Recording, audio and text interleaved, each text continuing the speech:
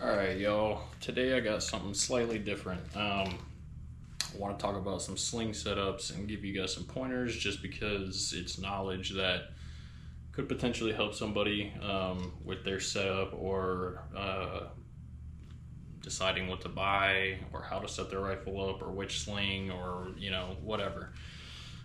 I want to start off by saying all of this stuff is purchased by me, so I'm not sponsored or anything. I just like doing this and think it's a good way to help people. This is a Blue Force gear, the Vickers Combat Application Sling, and they make fantastic, battle-proven, very good stuff. I also use Faro Concepts. They make the Slingster, and that's a great option as well. I have that on my Sig Spear. It's actually in the corner back there, but it does a great job as well. And the thing about both of them is that they have these easy adjust, so I can go from tight to loose with more room to work very quickly and very easily. They're very easy to set up and install, no big deal. It doesn't take a genius to figure it out, but that's that. Now, if you're just putting a sling on your hunting rifle or your duck hunting shotgun or whatever, your woods gun, where you just, are gonna go sit in a stand or a blind or whatever, but you wanna sling it to walk out there, no big deal, set it up however you want. But if you're trying to set it up for, let's say, your duty gun, combat gun, home defense gun, anything that you would be shooting and moving with, or that you would pick up and use in any type of firefight deal where you might have to be moving around. I have some pointers that could help. I'm not saying that this is the only way to do it. I'm not saying that I'm some super expert by any means, but I do know a few things, and I can try to help you guys out. So if you'll look, I have my sling attachment about as far forward on the handguard as I can be. On the back, I have it about as far back as you can get it, and there's a reason for that, which I will show you guys shortly. Man, I'm sweating. If you guys see the sweat on my shirt or dripping down my brow, don't shoot me up, in the comments. I guess you can, but it's hot in this garage, and I'm not really trying to have it all the way open while I'm just flashing around a military style weapon. But anyways, so there's a reason why I have it slung this way, and if you can tell, I have it fairly high.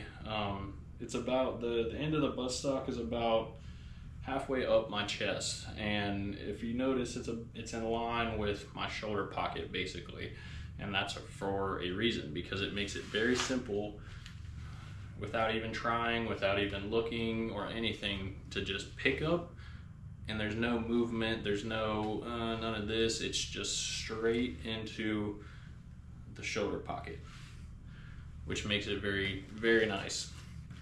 Now, that kind of leads me into why I have it slung back here and at the front. There are some companies that are coming out with new weapon platforms or whatever, and most of them are coming with QD mounts, somewhere back here, and then also somewhere up on the handguard. I've seen it on a few where they have the sling mounts right here or right here or right here.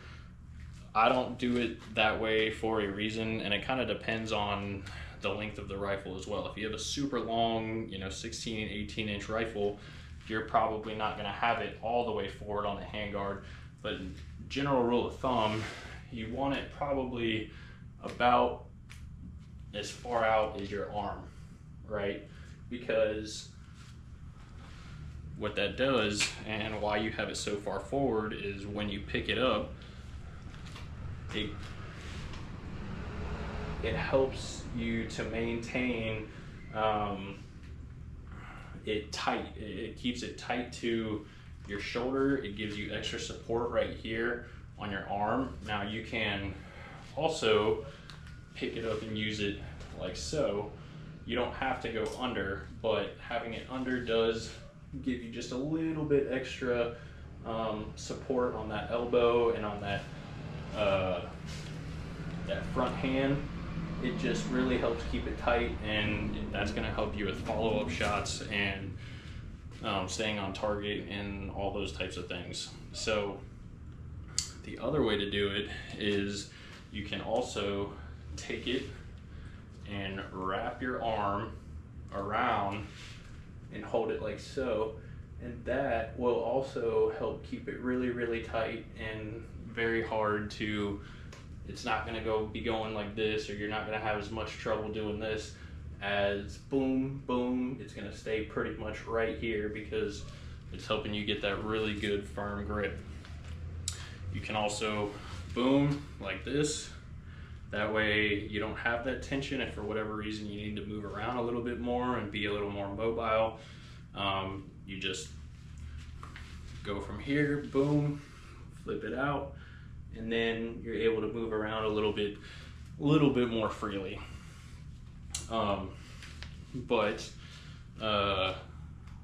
Yeah, that's mostly how you're going to use the sling to assist you, and that's why that's one of the extra things that a sling can do for you.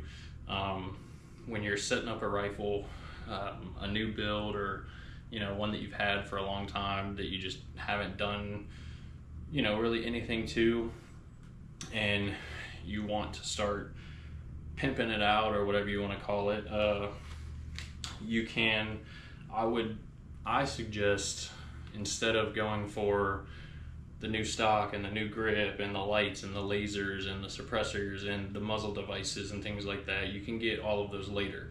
If you don't have all of the money at once to go drop 3, 4, 5 grand into a rifle setup, do the most important things first. And what I would say would be the first 2 things that I would get for setting up a rifle would be an optic and a sling. And the sling is because it helps with all of those different things that we just went over, and there's also other applications and stuff for it as well. And the optic, obviously, because that's going to be probably your most important accessory to your weapon system. It's going to help you get on target quicker, stay on target, all kinds of different things, acquire targets faster. But yes, I would definitely say a sling would be the second thing that I would go for. And this sling right here, I think, is like 60, 70 bucks maybe. But yes, I would definitely highly suggest that. Now, the other thing, actually, and the reason that you want it high like this is because, let's say, and this is one of the use cases and reasons why you want to have a sling, is because, let's say you need to work with your hands, so you need to apply first aid or medical to somebody, or you need to work on something. Let's say you're in a vehicle and you blow a tire, and you say you need to change that tire, or helping somebody else with their gear, or whatever it may be. You need to use your hands. You need to grab a grenade, which is not going to be the case for the majority of people in the civilian sector, but whatever it may be that you need to do with your hands, but you still want to have your weapon easily accessible in your workspace. That's why this is so nice, is because now, let's say somebody gets shot in the leg, and you're going to apply a tourniquet. Now you can take your tourniquet out of wherever you have it, get down and apply the tourniquet while still being able to just very quickly pick that weapon up if need be, because it's right here. So you're working. Oh, a threat, boom, boom, boom, boom, boom. Okay, threat is done, safety back on, get back to doing whatever it is that you're doing.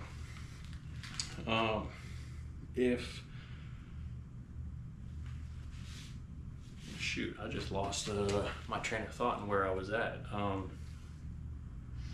There are some noises going on outside. I think the delivery guy was here or something, so it kind of distracted me for a second. But with applying a tourniquet, this is off topic, it doesn't have to do with slings, but everybody should know this. What is the correct way to apply a tourniquet? Everyone should know this. If you don't, here's the answer for free. It's very simple, but most people would get this wrong in the case of actually needing to use one. So let's say you get shot right here in the arm. So I take a bullet right here, I'm bleeding really bad, oh God, I'm holding pressure on it, whatever, I get my tourniquet out and I go to apply it on myself.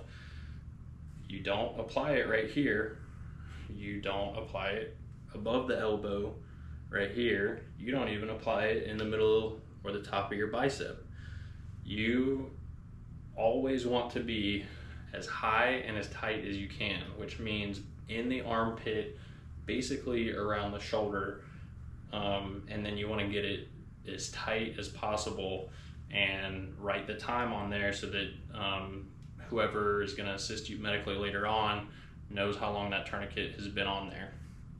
Same thing with the leg. If someone takes a gunshot wound to the leg, and let's say it goes through their calf, you don't put it below, you're not going to put it right here, you're also not going to put it right here. You are going to, all of those things might slow the bleeding, but they're not going to completely cut off the bleeding. So what you want to do is same thing as with an arm injury, as high and tight as possible, which basically means in the groin, going around the top of the thigh right here. So that's just a little extra bit of knowledge for those of you that weren't aware of that. I know y'all are gonna laugh and be like, everybody knows that, but it's not exactly the case. And you know, unless you have some type of military, law enforcement, first responder type training, you're not gonna know that. With that being said, I also, going back to talking about optics on weapon systems, you don't have to spend a ton of money to get something decent anymore. It used to be that you had to spend $500-600 to get anything that was worth a crap, and that's just not the case these days. This right here is a Holosun SCRS version 2, and so far so good. I love this thing. I haven't done any drop tests or any crazy water tests or anything like that, just because I spent my own money on this stuff, so on all of my stuff, and I'm not sponsored or anything by ammunition or accessory or tactical companies whatsoever. So everything I have is paid for by yours truly, and I just don't want to beat my stuff up unless it happens while I'm using it. But yeah, I think this optic was maybe between 230 and 250 bucks. And it's shake awake, it's got solar charging capabilities, it's got a night vision settings, it's got daytime settings, very versatile, very sturdy, and it so far has worked fantastic. So you can very easily go pick up a sight and a sling for probably 300 to 350 bucks, and set your rifle up well with that. As you can see on here, I don't really have a whole lot else on this. I do have backup irons, but other than that, it's mostly, you know, I have changed a few things out here and there. I did put this new B5 Bravo stock on here.